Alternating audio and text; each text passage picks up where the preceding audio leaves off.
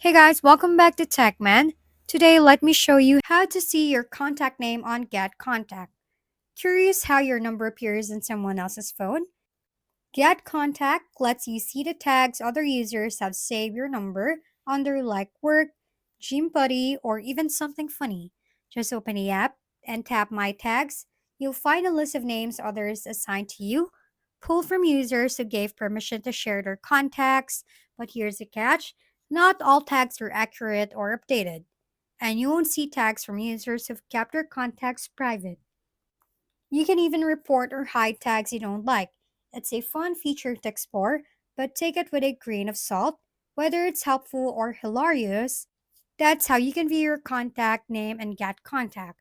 And if you're curious about how others sees you or want to manage your visibility, you can also adjust your privacy settings, control tag visibility, or even request tag removal directly from the app. It's all about knowing how you've seen while staying in control. If we've been helpful, kindly give us a thumbs up and don't forget to hit the subscribe and bell button for more contents. For any questions and suggestions, comment down below.